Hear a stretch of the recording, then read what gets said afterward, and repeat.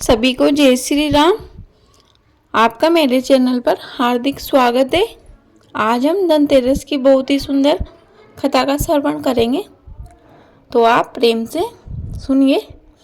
एक दिन विष्णु भगवान लक्ष्मी जी के साथ मृत्यु लोक में घूम रहे थे। एक जगह भगवान कुछ सोचकर लक्ष्मी जी से बोले, मैं एक जगह जा रहा हूँ, तुम यहीं बैठ जाओ, लेकिन दक्षिण दिशा की ओर मत देखना। इतना कहकर भगवान विष्णु स्वयं दक्षिण दिशा की ओर ही चले गए। जब लक्ष्मी जी ने देखा तो भगवान स्वयं तो दक्षिण दिशा की ओर गए और मुझसे देखने को मना कर गए। इसमें कोई ना कोई भेद तो अवश्य है, अतः इस भेद को मैं जरूर देखना चाहूँगी। यह सोचकर लक्ष्मी जी दक्षिण दिशा की ओर देखने लगी। उसी समय उन्हें दक्षिण दिशा में पीली सरसों का खेत दिखाई दिया। उसे देखकर लक्ष्मी जी की आंखें ललचाई और वह उस खेत में जाकर अपना श्रृंगार करने लगी। आगे और कुछ बड़ी तो गन्ने का खेत देखा। गन्ना देखकर उस खेत में गन्ना तोड़कर चूसने लगी। इतने में विष्णु भगवान वहां आ गए और लक्ष्मी जी को वहां देखकर बहुत क्रोधित हुए। दूसरी बात, उनके हाथ में गन्ने देखे तो कहने लगे, तुमने खेत में से गन्ने तोड़कर बहुत बड़ा अपराध किया है। इसके बदले में तुमको इस गरीब किसान के घर 12 वर्ष तक सेवा करनी होगी।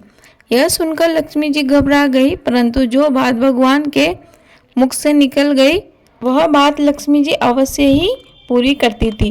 तब भगवान लक्ष्मी को छोड़कर क्षीरसागर में चले गए। लक्ष्मी जी भगवान की आज्ञा मानकर उस किसान के घर चली गई और किसान की नौकरानी बनकर उनकी सेवा करने लगी। जिस दिन से लक्ष्मी जी किसान के घर पहुंची, किसान का घर धन धान्य से पूर्ण हो गया। जब 12 वर्ष बीत गए तब लक्ष्मी जी जाने लगे तो किसान ने उन्हें जाने से रोक लिया। जब विष्णु जी ने देखा कि लक्ष्मी जी नहीं आई तो वह भी किसान के घर एक मानव का वेश बनाकर पहुंच गए और लक्ष्मी जी से चलने के लिए कहने लगे, परंतु किसान ने लक्ष्मी जी को नहीं जाने दिया। तब भगवान विष्णु बोले, अच्छा, तुम अपने परिवार सहित गंगा स्नान के लिए जाओ और गंगा जी में इन 4 कौड़ियों को छोड़ देना। जब तक तुम वापस नहीं आओगे तब तक हम यहीं रहेंगे, कहीं नहीं जाएंगे। किसान ने वैसा ही किया। जब वह गंगा जी में गया और जैसे ही कौड़ी छोड़ने लगा तो गंगा जी में से 4 हाथ निकले और चारों कौड़ियों को ले गए। जब किसान ने ऐसा देखा तो वह गंगा जी से कहने लगा, हे गंगा मैया, तेरे अंदर से ये 4 हाथ किसके निकले?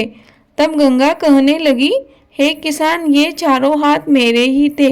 तू जो ये कौड़ियाँ मुझे भेंट करने के लिए लाया है, यह तुझे किसने दी?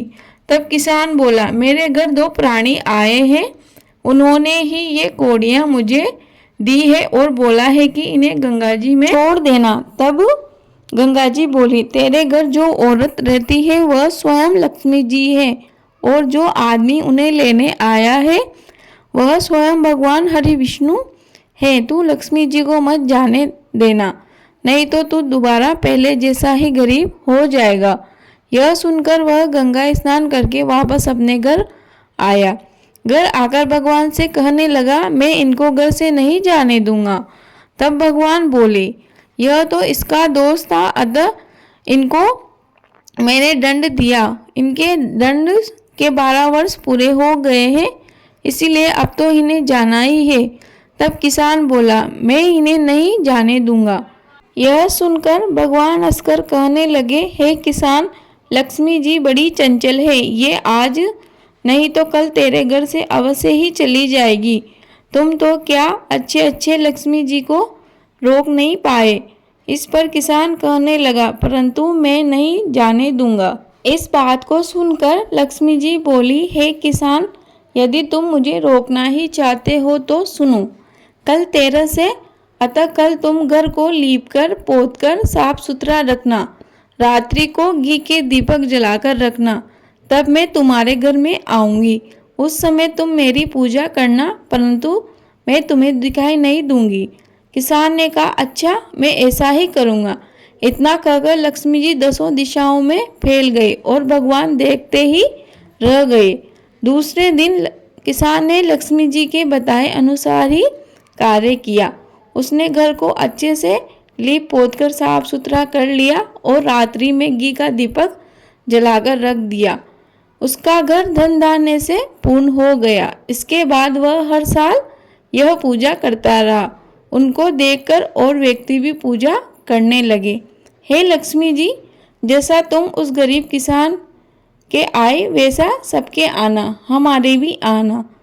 प्रेम से बोलो लक्ष्मी मैया की जय, विष्णु भगवान की जय। दोस्तों, मुझे उम्मीद है आपको कथा अवश्य ही पसंद आई होगी।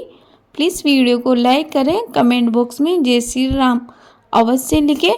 आप चैनल पर नए हो तो प्लीज़ चैनल को सब्सक्राइब अवश्य करें।